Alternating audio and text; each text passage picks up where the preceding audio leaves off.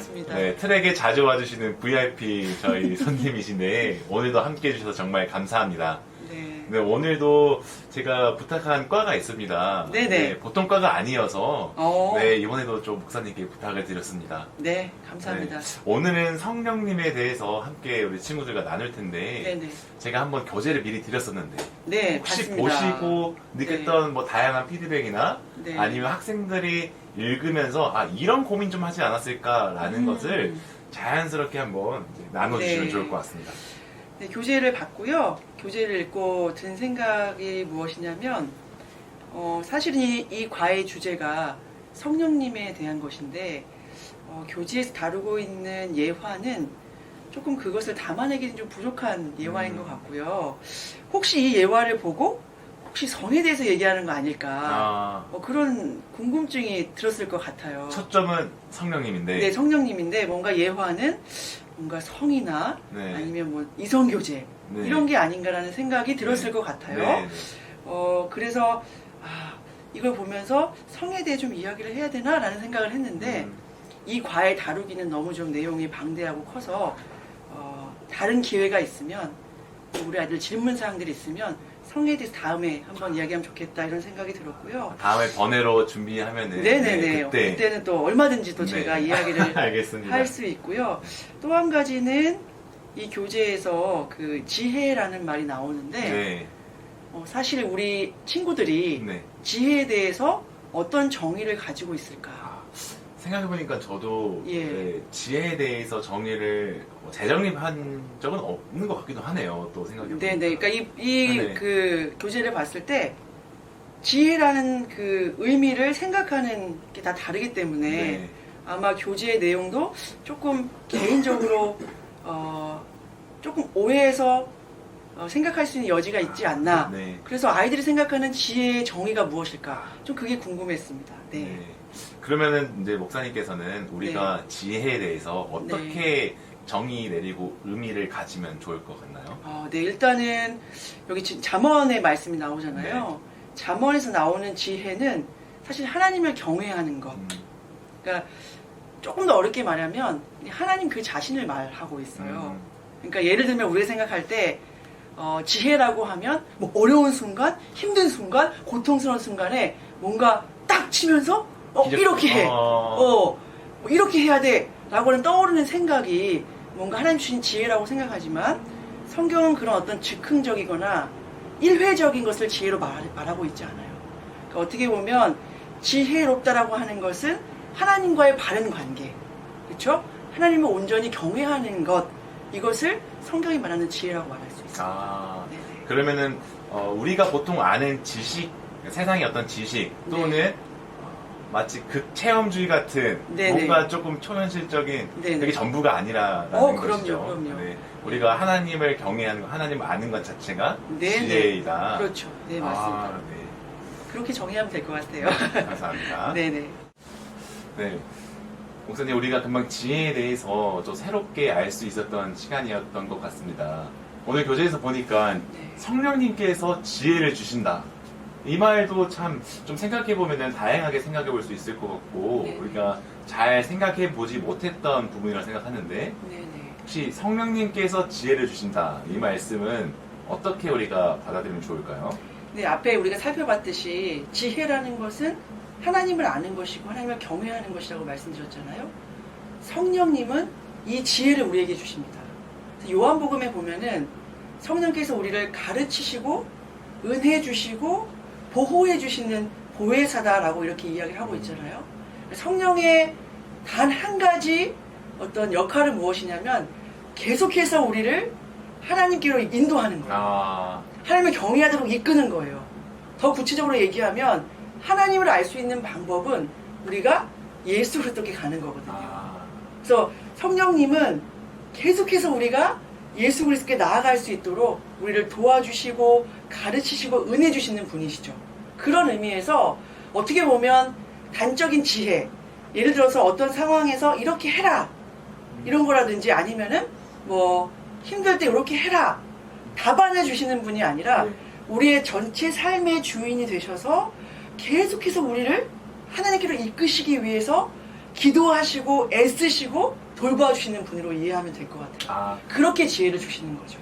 그럼 우리가 하나님을 알기 위해 예수님을 알아야 하는데 그렇죠. 성령님께서는 우리가 예수님을 알아갈 수 있도록 상담해주고 변호해주고 인도해주고 또 네네. 길라잡이 되어주신다. 그럼요. 한순간 떠나지 않으시는 거죠. 우리의 한 평생의 삶 속에서. 네네, 그렇습니다. 네, 감사합니다. 또 성령님에 대해서 우리가 알 수 있는 시간이 되는데 참 어려운 거는 지금 내가 내 상황 속에서 성령님과 함께하고 있다는 것을 느끼는 게 참 어려운 것 같아요. 네네. 그렇게 우리가 성령님과 함께 있다는 것을 어떻게 느낄 수 있을까요? 네. 굉장히 사실 이 질문은 짧게 대답할 수 있는 것은 네. 아니지만 좀 우리 친구들이 좀 잘 이해할 수 있도록 조금만 도와주자면 사실 성령을 이야기할 때 그 체험을 생각하는 경우가 많이 있어요. 네. 뭐 수련회에 참석해서 마음이 뜨거워진다, 눈물이 났다거나. 눈물이 난다거나 네. 아니면 특별한 어떤 은사를 체험한다든지 이런 것을 성령과 결부시키는 경우가 많이 있어요. 네. 그래서 그런 게 있으면 성령이 함께 하시고 그렇지 않으면 성령이 안 계시다. 이렇게 생각하는 경우가 대부분이에요. 그래서 신앙의 열등감이 생길 수 있어요. 네. 그런 경험이 있는 사람들은 나는 뭔가 다른 사람이야 라고 아주 우쭐하지만 그렇지 않은 경우에는 굉장히 열등감을 느낄 수 있다는 것이죠. 그렇지만 성령은 그렇게 확인할 수 있는 분이 아니에요. 네. 그러면 어떻게? 뜨거운 체험이 많은 사람이 성령이 함께 하시는 것이다. 일 수도 있고 아닐 수도 있고 네. 경험이 없지만 하나님이 함께 하신다. 성령님이 함께 하신다. 아니다라고 또 우리가 판단할 수 없는 것이죠. 한 가지 우리가 알 수 있는 사실은 무엇이냐면 성령과 우리가 함께 동행하고 성령과 아주 친밀해지고 좀 성령께 순종하는 삶을 살게 되면 열매가 맺혀져요. 열매라는 거는 열매라는 성령의 건- 열매. 네, 말씀하시는 9가지 열매, 뭐 사랑과 희락과 화평과 오래 참음과 자비와 양성과 충성과 절제 이런 것들이 분명히 맺혀지게 돼 있어요.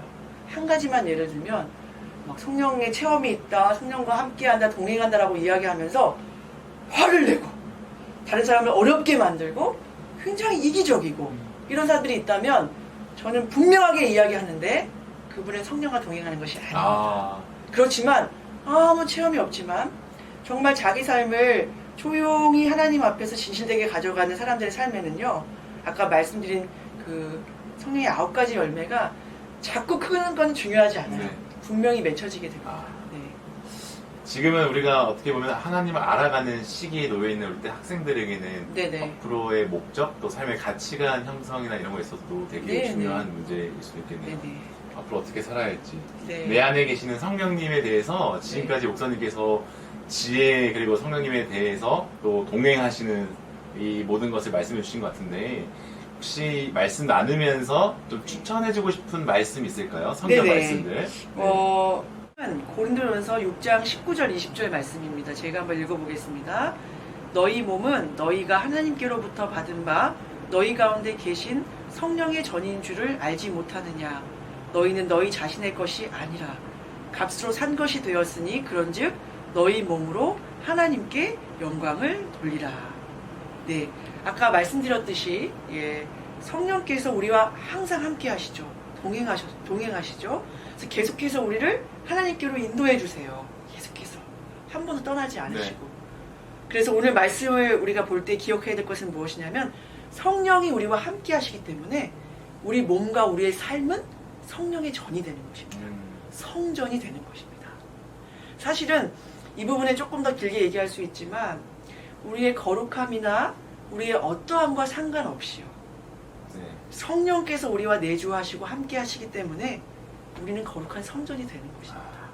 그분이 우리가- 계시는 것만으로도 그럼요. 그래서 그분이 우리를 인도하시고 그분과 친밀한 관계를 맺을 때 아까 말씀드린 그 성령의 열매가 우리의 삶을 통해서 맺혀지게 되는 거죠. 자연스럽게.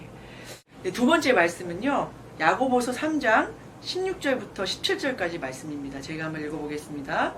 시기와 다툼이 있는 곳에는 혼란과 모든 악한 일이 있음이라. 오직 위로부터 난 지혜는 첫째 성결하고 다음에 화평하고 관용하고 양순하며 긍휼과 선한 열매가 가득하고 편견과 거짓이 없나니. 아멘. 아까 말씀드린 성령의 9가지 열매와 일맥상통하는 본문입니다. 예, 우리가 성령 안에 있으면요, 오늘 말씀에서 나오듯이 사실 시기와 다툼을 우리가 거절하는 삶을 살 수밖에 없어요. 그렇죠? 오늘 본문 말씀에 보면 위로부터 난 지혜는 무엇이냐면 성결, 화평, 관용, 양순, 긍휼, 선한 열매, 그리고 편견과 거짓이 없다고 말씀하고 있거든요. 그래서 우리 친구들이 이 말씀을 기억하면서 내가 성령과 동행하고 있는가를 어떻게 확인할 수 있을까? 내 삶에 위로부터 난 지혜가 충만한가? 라는 것들을 한번 생각해 보면서 이 말씀을 마음에 담았으면 좋겠습니다. 아, 감사합니다. 네. 오늘 정말 짧고 굵게 꽉 네. 채워서 네. 나눠주신 것 같은데 더 목사님 붙잡고 싶지만 또 그럴 수 없기 때문에 네네. 오늘 목사님께서 오늘 성령님과 같이 나눴던 이 주제 그리고 네. 말씀을 토대로 마지막으로 기도해 주시고 네, 알겠습니다. 끝났으면 좋겠습니다. 네, 기도하겠습니다. 언제나 우리와 함께 하시는 성령 하나님, 언제나 우리를 예수 그리스도께로 인도하시고 하나님을 경외하는 삶으로 인도하시는 성령 하나님, 언제나 우리를 보호하시고 은혜 주시며 가르치시며 우리를 위해 기도하시는 성령 하나님, 우리 삶 가운데 성령께서 함께 동행하심을 늘 기억하고 우리의 삶을 단단하고 당당하게 살아갈 수 있는 우리 트랙 모든 가족들 다 되게 인도하여 주옵소서. 성령님만을 의지하고 예수님의 이름으로 기도드립니다. 아멘.